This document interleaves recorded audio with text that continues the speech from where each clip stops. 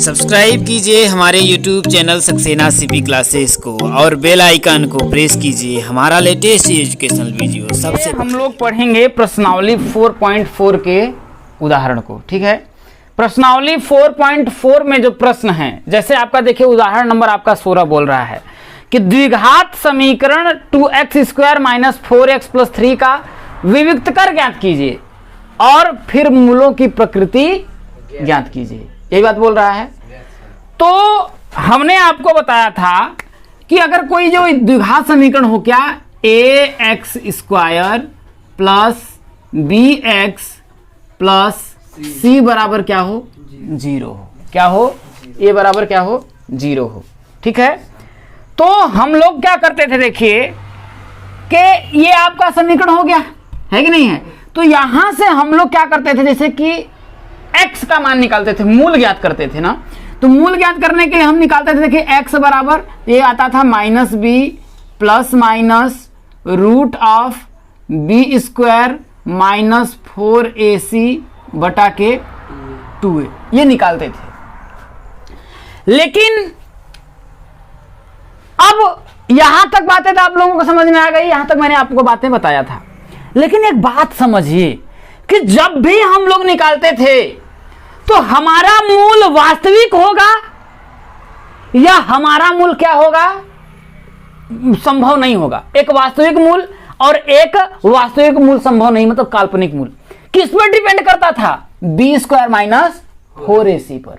और b² - 4ac को ही हम क्या बोलते हैं, विविक्तकर बोलते हैं। क्या बोलते हैं, विविक्तकर बोलते हैं। तो देखिए ये आप बात समझ में आया ना। तो ये बोल रहा है, देखिए द्विघात समीकरण इतना का विविक्तकर ज्ञात करिए। तो जब भी हमसे बोलेगा विविक्तकर ज्ञात करने के लिए, तो विविक्तकर होता है d बराबर b² - 4ac। क्या होता है, देखिए विविक्तकर जो होता है आपका, देखिए विविक्तकर जो होता है b² - 4ac होगा। समझ में आया, ये होता है, यही वाला हो, देखिए यही वाला b² - 4ac का मान ज्ञात करते हैं। अब मूलों की प्रकृति की बात बोल रहा है। क्या बात बोल रहा है, मूलों की प्रकृति की। तो ध्यान रखिएगा, देखिए मूलों की प्रकृति, मूलों की प्रकृति क्या होगी, यदि b² - 4ac, क्या, यदि यही b² - 4ac जो इसका हम लोग मान ज्ञात करते हैं, यदि इसका मान जो है 0 से क्या होगा, बड़ा होगा। क्या होगा, यदि b² - 4ac का मान क्या होगा, 0 से बड़ा होगा, तो इसके दो वास्तविक क्या है, दो भिन्न वास्तविक मूल होंगे। वास्तविक मूल होंगे। बात समझ में आया। यदि b² - 4ac का मान अगर क्या होगा, 0 से अगर ये बड़ा होगा, तो इसके दो अलग अलग मूल आएंगे और दोनों मूल क्या होंगे, वास्तविक होंगे। बात समझ में आया। और यदि b² - 4ac का मान यदि 0 के बराबर हुआ, तब क्या होगा। पहला तो कंडीशन दे दिया कि b² - 4ac का जो मान है वो क्या है, अगर 0 से बड़ा है तो उसके दो भिन्न वास्तविक मूल होंगे। ठीक है, लेकिन यदि b² - 4ac का मान क्या होगा, 0 के बराबर होगा, तो इसके मूल क्या होंगे, संपाती होंगे। क्या होंगे, संपाती होंगे। संपाती होने का मतलब क्या है कि दोनों मूल क्या होंगे, मूल दो होंगे, लेकिन दोनों मूल क्या होंगे, समान होंगे। क्या होंगे, दोनों मूल क्या होंगे, समान होंगे। दो समान वास्तविक मूल होंगे, वास्तविक मूल होंगे। बात समझ में आया। अगर b² - 4ac का मान अगर 0 के बराबर आ जाता है, तो इसके मूल संपाती होंगे। संपाती होने का मतलब कि दो मूल आएंगे और दोनों मूल क्या होंगे, समान होंगे, और उसी को हम लोग बोलेंगे दोनों समान वास्तविक मूल होंगे। समझ में आई बात। अगर b² - 4ac, क्या b² - 4ac का मान 0 से यदि क्या होगा, छोटा होगा, क्या होगा, बी स्क्वायर माइनस 4ac का अगर मान क्या होगा, 0 से छोटा होगा, तब क्या होगा, तब अगर इसका मान आएगा तो माइनस में इसका मान आएगा, 0 से छोटा मतलब माइनस में आ जाएगा। तो जब इसका मान माइनस में आता था तो हम लोग क्या बोलते थे, वास्तविक मूल संभव नहीं है। मैंने बताया था ना कि दोनों क्या होंगे, देखिए वास्तविक मूल संभव नहीं, तो हम लिखेंगे वास्तविक मूल संभव नहीं। इसका मतलब क्या है कि दोनों मूल क्या होंगे भाई, वास्तविक मूल नहीं आएंगे, काल्पनिक मूल आएंगे। समझ में आई बात है ना? तो यहां से अब हम लोग निकाल लेते हैं, है कि नहीं है। अब इस क्वेश्चंस को अगर आप करेंगे तो बड़े ही प्यार से और प्रेम से करेंगे। कह रहा है द्विघात समीकरण 2x square minus 4x plus 3 बराबर 0। क्या है देखिए, 2x स्क्वायर माइनस का 4x प्लस का 3 बराबर क्या दिया है, 0। यहां से a का मान क्या दिया है आपका 2, b का मान क्या दिया है आपका माइनस का 4, c बराबर क्या दिया है आपका 3। तो यहां से हम विविक्त कर लगा देंगे। देखिए विविक्त कर, d बराबर मैंने क्या बताया था, b स्क्वायर माइनस 4ac होता है। तो b का मान क्या दिया है, माइनस के 4 का होल स्क्वायर माइनस 4 गुणित a का मान क्या है 2 और c का मान क्या है आपका 3 है। तो यहां से देखिए माइनस माइनस क्या हो जाएगा भाई, प्लस हो जाएगा। 4 से कितना हो जाएगा 16 और माइनस 4 दूना 8 त्रिका 24। तो कितना आएगा आपका, अगर मैं 16 में से 24 को अगर मैं घटाऊंगा तो कितना हो जाएगा माइनस का 8। अब यहां पर मुझे क्या मिला, देखिए यहां पर मुझे क्या मिला कि बी स्क्वायर माइनस 4ac का जो मान है वो 0 से क्या है, छोटा है। अरे भैया बुद्धि लगाइए, माइनस जो 8 है 0 से बड़ा है, हैं? ये माइनस 8 0 से बड़ा दिख रहा है, छोटा है। तो जब बी स्क्वायर माइनस 4ac का मान 0 से छोटा है तो इसका वास्तविक मूल क्या है, संभव नहीं है। तो हम लिखेंगे वास्तविक मूल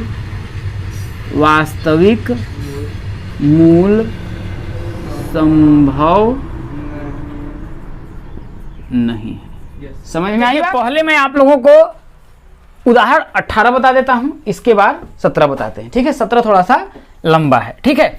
इसमें भी वही बात बोल रहा है, देखिए कि समीकरण 3x square minus 2x plus 1/3 बराबर 0 का विविक्त कर ज्ञात कीजिए और फिर मूलों की प्रकृति ज्ञात कीजिए। इसके बाद हमें क्या करना है, मूलों की प्रकृति बताना है। यदि वे वास्तविक हैं तो उन्हें ज्ञात कीजिए, ठीक है।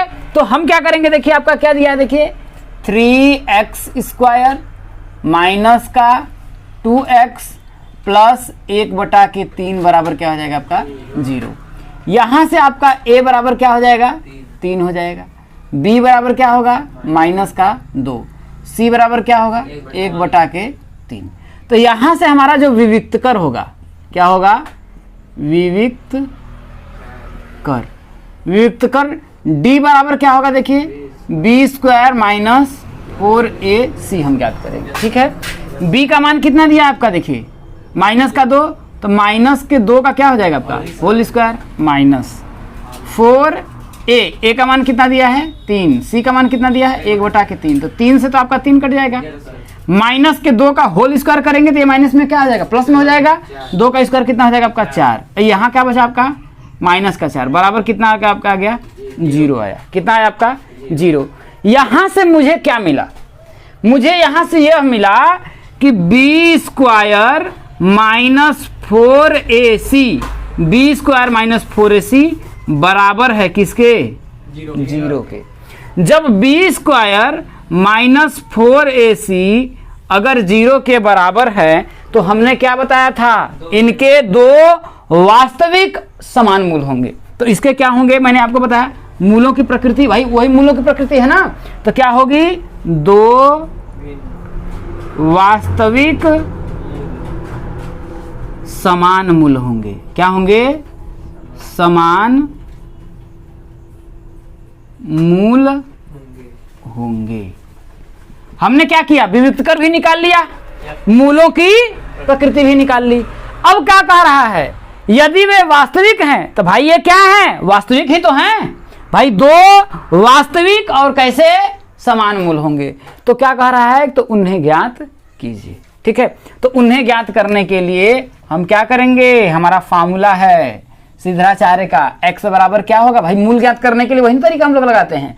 तो x बराबर क्या होता है हमारा फार्मूला, x बराबर क्या होता है, x बराबर minus b plus minus root of b square minus 4ac और बटा के क्या होता है 2a होता है। इसी फॉर्मूले का हम इस्तेमाल करेंगे। समझ में आई बात।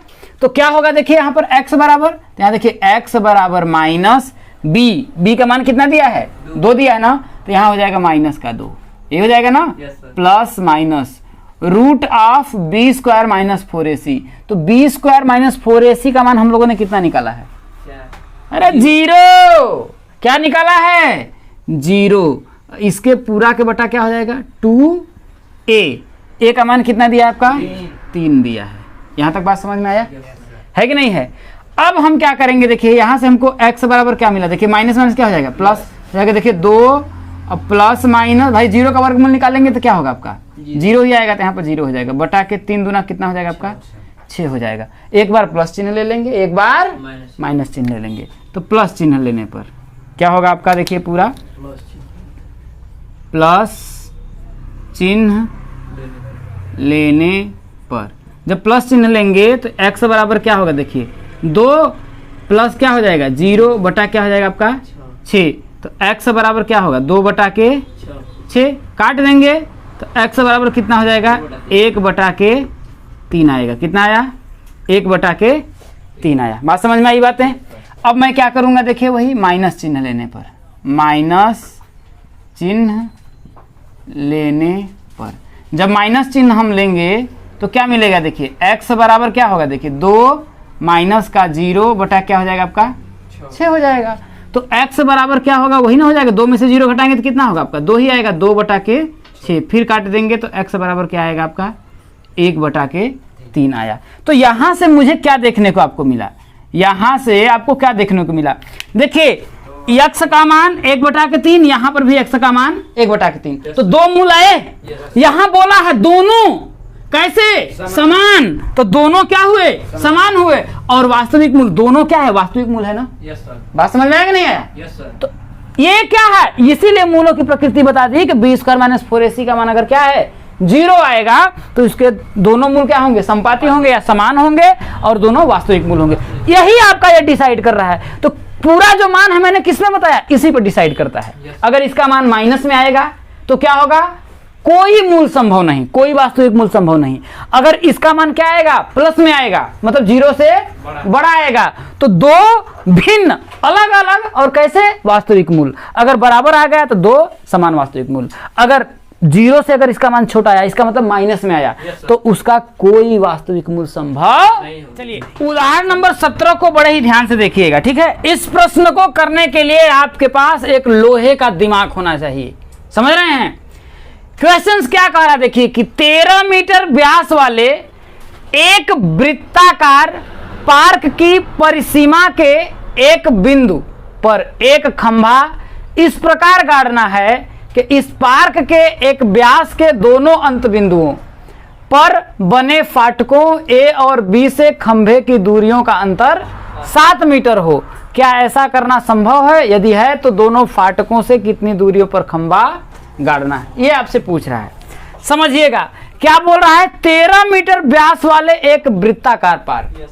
क्या बोल रहा है, व्यास कितना है 13 मीटर है, व्यास कितना है 13 मीटर, एक वृत्त है। समझ रहे हैं ना, वृत्ताकार पार्क मतलब क्या है, एक वृत्त के आकार का है। इस शेप में आपका क्या है, एक वृत्त है, वृत्ताकार पार्क है। यहां तक बातें आपको समझ में आई, ठीक है। लोहे का दिमाग लगाते चले जाइए तभी होगा, समझ रहे हैं ना। आगे क्या बोल रहा है, और 13 मीटर व्यास है, तो व्यास क्या होता है, वृत्त की सबसे बड़ी जीवा, जो वृत्त के कहां से होकर जाती है, केंद्र से होकर जाती है। समझ में आया ना। जैसे अगर मैं मान लेता हूं 3 सेंटीमीटर त्रिज्या का, कितना, अगर मैं आपको करता हूं कि अगर मैं 3 सेंटीमीटर त्रिज्या का एक वृत्त खींच रहा हूं, इस तरीके से आपका ये वृत्त हो गया, तो ये मूल बिंदु से ये जो होगी इसकी त्रिज्या होगी, है ना, ये 3 सेंटीमीटर। लेकिन इधर से अगर मैं इसको भी मिला दूं तो यही जो ये जो जीवा है ना, यही क्या होती है आपकी व्यास कहलाती है। लेकिन ये बोल रहा है 13 मीटर व्यास वाले, तो व्यास क्या है, मतलब कि इसका मतलब वो है कि वृत्त के केंद्र से होकर जा रहा है इस तरीके से, और इसकी कितना है 13 मीटर है, यही बोल रहा है ना। देखिए 13 मीटर व्यास वाले एक वृत्ताकार पार्क की परिसीमा के एक बिंदु पर एक खंभा इस प्रकार गाड़ना है। ये जो परिसीमा है ना, इसका कहीं पर भी कोई बिंदु ले लीजिए, कहीं पर भी, समझ में आया ना, यहां मन करे यहां ले लीजिए, यहां मन करे यहां ले लीजिए, यहां मन करे यहां ले लीजिए, यहां मन करे यहां ले लीजिए, यहां कहीं पर भी आप ले सकते हैं, ऊपर चाहे नीचे, कहीं पर भी, समझ में आया ना। तो मैं मानता हूं कि यहां पर एक बिंदु मैं ले लेता हूं, जो बिंदु क्या मान लेता हूं आपका P है, समझ में आया। यहीं पर मैंने क्या किया, खंभे को गाड़ दिया। बात समझ में आया कि नहीं आया। अब बोल रहा है देखिए गाड़ना है कि इस प्रकार के एक व्यास के दोनों अंत बिंदुओं पर, ठीक है ना, क्या इस व्यास के, ये जो व्यास है भाई यही व्यास है, इसके दोनों अंत बिंदुओं पर बने फाटकों A और B। तो मान लेते हैं कि बिंदु अंत बिंदु पर ये इसका नाम हम क्या देते हैं, A दे देते हैं, इसका मान नाम क्या देते हैं, B देते हैं। यहाँ बात समझ में आया। अब बोल रहा है देखिए अंत बिंदुओं पर बने फाटकों A और B से खंभे की दूरियों का अंतर 7 मीटर हो। क्या बोल रहा है कि मतलब कि यहां से यहां तक की जो दूरी है और यहां से यहां तक की जो दूरी है, समझ में आई बातें? नहीं समझ में आई बात? बोल रहा है कि यह जो बिंदु है ना, तो क्या बोल रहा है देखिए बड़े ही ध्यान से समझिए, यहां तक आपको बातें समझ में आई कि नहीं। ये 13 मीटर लंबा है, यहां तक समझ में आया। और मैंने एक खंभा गाड़ने के लिए बोला, खंभे को गाड़ दिया। अब बोल रहा है देखिए कि पार्क के एक व्यास के दोनों अंत बिंदु, तो ये व्यास है ना, इसका अंत बिंदु एक ये है, दूसरा अंत बिंदु क्या है, ये है, यही ना अंत बिंदु होगा। अंत बिंदुओं पर बने फाटकों A, यहां पर एक फाटक बना है और एक फाटक यहां पर बना है, समझ में आया ना। तो बने फाटकों A और B से खंभे की दूरी, मतलब यहां से और यहां से खंभे की जो दूरी है, ये दूरी है, इनका जो अंतर है वो कितना है, 7 मीटर है। कितना है, 7 मीटर है। इसका कहने का मतलब ये है कि यदि मैं AP में से, मैं क्या करूं, AP में से यदि मैं किसको, BP को घटाऊं तो कितना आएगा, 7 आएगा। अंतर का मतलब क्या है कि इस दूरी में से अगर मैं इस दूरी को घटाऊंगा तो अंतर कितना आ रहा है, 7 है। समझ में आया। ऐसे भी बोल सकते हैं भाई कि AP में से यदि मैं BP को घटाऊं, यही ना बोल रहा है कि यहां देखिए अंत बिंदुओं पर बने फाटक, ये फाटक, यहां फाटक से A और B से खंभे की दूरी, तो भाई ये खंभे की दूरी होगी, खंभे की दूरी ये हुई, और यहां से B से खंभे की दूरी क्या हुई, ये हुई। बात समझ में आ रहा है कि नहीं आ रहा। यहां से खंभे की दूरियों का अंतर 7 मीटर है। तो अंतर 7 मीटर कैसे होगा, अगर इसमें से मैं इसको घटाऊं तभी तो 7 आएगा ना। तो वही है, AP में से यदि मैं BP को घटाऊंगा तो कितना आपका आया, 7 मीटर आ गया। यहां तक समझ में आई बातें। अब हम क्या करते हैं भाई, हमको एक वेरिएबल चाहिए ना। अब मान लेते हैं कि B से P की जो दूरी है वो कितनी है आपकी, x है। यहां से यहां तक की जो दूरी है वो कितनी है आपकी, x है, मैंने मान लिया। समझ में आई बात है। तो यहां पर मैं लिख दूंगा, देखिए तो AP माइनस का x बराबर क्या होगा, 7 हो जाएगा। समझ में आया कि नहीं आया। तो AP बराबर क्या होगा, देखिए AP बराबर देखिए 7, ये माइनस x इधर आएगा तो क्या होगा, प्लस का x हो जाएगा। ये बातें आपको समझ में आई, कोई दिक्कत है। अब यहां देखिए हमको ये लंबाई मिल गया और ये लंबाई मिल गया, x प्लस का 7 मिल गया। तो क्या आपको एक चीज नहीं दिख रहा है कि ये कोण कितने डिग्री का होगा, 90। काहे होगा 90 डिग्री का, काहे होगा बताइए ना, क्यों होगा 90 डिग्री का। क्योंकि आपने क्लास 9th में पढ़ा होगा कि अर्धवृत्त का जो कोण होता है वो क्या होता है, समकोण होता है, या फिर 90 अंश का होता है। ये बात पढ़ा था ना। तो जैसे अपन मैंने क्या किया, देखिए भाई ये आप पढ़े होंगे, प्रमेय है आपका क्लास 9th में। इस तरीके से अगर एक ये क्या है भाई, अर्धवृत्त हो गया ना, ये भाई पूरा मैं एक वृत्त करता हूं तो ये तो आपका व्यास हो गया। व्यास हुआ तो ये वृत्त को क्या करता है, 2 भागों में बांटता है ना व्यास जो होता है। अब यहां से आप कोई भी करिए, यहां से ऐसे डालिए, चाहे यहां से ऐसे मिलाइए, ये जो एंगल होगा वो क्या होगा, 90 डिग्री का होगा ही होगा। समझ में आया ना। अगर आपको प्रूव करना है तो मैं आपको प्रूव भी करवा सकता हूं। देखिए, क्योंकि एक सरल रेखा पर कितने डिग्री का कोण होता है? 180 होता है कि नहीं होता है? अब आपको किसी भी चाप द्वारा ये जो केंद्र पर बना कोण होता है, परिधि पर बने कोण का ये क्या होता है? दुगना होता है। तो ये अगर 180 हुआ तो ये क्या होगा? आधा होगा, तो 90 ही ना होगा। अगर ये 90 हो गया तो ये क्या आपको एक समकोण त्रिभुज नहीं दिख रहा है? दिख रहा है ना? तो समकोण त्रिभुज दिख रहा है तो ये क्या होगा? आपका कर्ण हो जाएगा, हो जाएगा ना? तो हम क्या लिखेंगे? देखिए, त्रिभुज किसमें? APB में। त्रिभुज APB में क्या होगा? पाइथागोरस प्रमेय। पाइथागोरस प्रमेय। पाइथा जब गोरस प्रमेय आप लगा देंगे तो क्या होगा? देखिए भाई, ये क्या है? आपका कर्ण है। तो आपका जानते हैं क्या होता है? कर्ण का स्क्वायर बराबर लंब का स्क्वायर, लंब का स्क्वायर प्लस का आधार का स्क्वायर। तो कर्ण कितना है भैया? आपका 13 है, उसमें दिया है, व्यास ही तो वही कर्ण है। तो 13 का स्क्वायर बराबर लंब। लंब कितना है भैया? लंब इसमें क्या है आपका? देखिए BP, तो BP आपका क्या है? BP हमने क्या माना है यहाँ पर? देखिए x माना है, तो x का स्क्वायर प्लस आधार क्या है आपका? AP, आधार यही AP है ना? तो क्या होगा? देखिए x प्लस का 7 का होल स्क्वायर। यहाँ तक बात समझ में आया? कोई दिक्कत है? अब आप देखिए, इधर ला करके a square minus b square का भी फॉर्मूला लगा सकते हैं, या फिर इसको a प्लस बी के होल स्क्वायर का भी फॉर्मूला लगा सकते हैं। तो 13 का स्क्वायर करेंगे तो कितना होगा? 169 होगा, बराबर इधर हो जाएगा। देखिए x का स्क्वायर प्लस देखिए a प्लस बी का होल स्क्वायर। तो a प्लस बी का होल स्क्वायर फॉर्मूला क्या होता है? a square plus b square plus 2ab होता है। तो a स्क्वायर, a का मतलब क्या हो जाएगा आपका? x का स्क्वायर। बी स्क्वायर, बी का मतलब क्या हो जाएगा? 7 का स्क्वायर। 7 का स्क्वायर कितना हो जाएगा आपका? 49, 7 7 49 प्लस 2ab। तो 2 इंटू a का मान कितना है? x। b का मान कितना है आपका? 7 है। ठीक है, तो अब यहां से करेंगे। देखिए, तो x स्क्वायर में x स्क्वायर जोड़ेंगे तो कितना होगा आपका? 2x square. तो ये हो जाएगा आपका, देखिए 2x स्क्वायर प्लस इसका करेंगे तो 7 दूना कितना हो जाएगा? 14x हो जाएगा। तो ये हो जाएगा आपका, देखिए 14x। ठीक है, यहाँ बात समझ में आया? अब यहाँ देखिए, ये प्लस का 49 है, प्लस का 49 आप रहने दो, कोई दिक्कत है? इसको मैं इधर ला रहा हूँ तो क्या होगा? माइनस का 169। तो इधर क्या बचा? 0, तो बराबर 0 कर सकते हैं। यहाँ कोई दिक्कत है आपको? कोई तकलीफ? नहीं समझ में आई बात? क्या आ गई? आई। तो जब आ गई तो हमारा अब आपको क्या करेगा यहाँ पर? देखिए, तब एक आपको द्विघात समीकरण नहीं बन गया है। यहाँ देखिए, अगर आप करेंगे तो क्या होगा? देखिए 2x स्क्वायर प्लस का 14x माइनस का 169 में से अगर मैं 49 को घटाऊंगा तो कितना आएगा? 120, यही आएगा ना? देखिए 9 में से 9 गया 0, 6 में से 4 गया 2, तो 120 बराबर 0। 2 सब में कॉमन है कि नहीं है? तो 2 अगर मैं कॉमन ले लूंगा तो बचेगा क्या? देखिए x का स्क्वायर अब प्लस 7x माइनस का 60 दूना 120 बराबर क्या हो जाएगा? 0। तो यहाँ से मिला क्या आपका? x square plus 7x minus का 60 बराबर 0। यहाँ तक बात समझ में आया? अब बोल रहा है यहाँ पर, देखिए क्या ऐसा करना संभव है? यदि है तो दोनों फाटकों से कितनी दूरियों पर खंभा गाड़ना है, यही बात करना है। तो हमें यहाँ पर क्या करना है? देखिए x का क्या करना है? मान निकालना है। x का क्या करना है? मान निकालना है। तो देखिए यहाँ पर 60 का अगर हम x में गुणा करेंगे तो क्या होगा आपका? 60 तो आएगा ही ना, है कि नहीं है?